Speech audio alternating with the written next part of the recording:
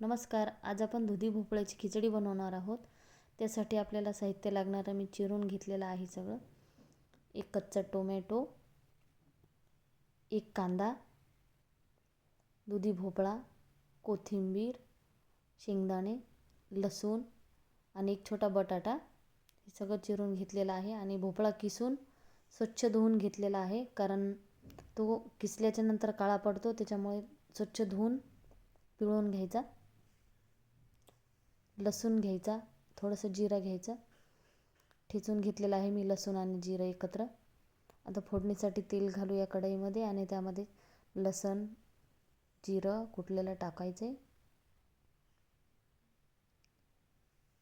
त्यानंतर थोडासा कांदा टाकायचा आणि ही फोडणी लालसर रंगावर होऊ देणार आहे मी. दुधी भोपळ्याची खिचडी खाल्ल्याने वजन नियंत्रित राहते. यात फोडणीमध्ये थोडंसं तिखट, हळद, थोडंसं गरम मसाला, तेजपान आणि कस्तुरी मेथी घातलेली आहे मी. सगळे जिन्नस एकत्र करून व्यवस्थित फोडणी होऊ द्यायची.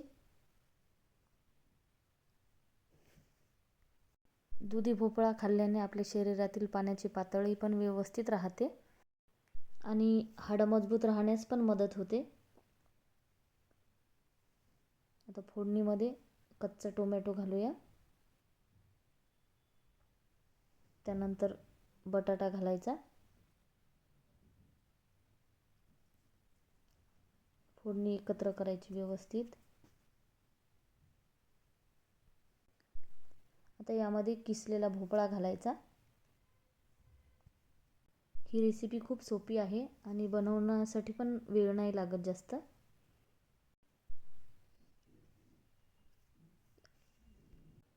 किसलेला भोपळा व्यवस्थित फोडणीमध्ये एकत्र करून घ्यायचा. त्यानंतर त्यामध्ये थोडे शेंगदाणे घालायचे.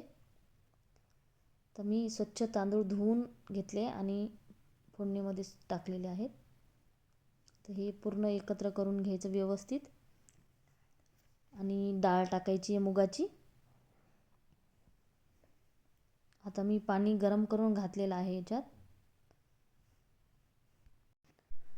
आता चवीनुसार मीठ घालायचं आणि त्यानंतर 10 ते 15 मिनटं शिजू द्यायची. आता खिचडी तयार झालेली आहे.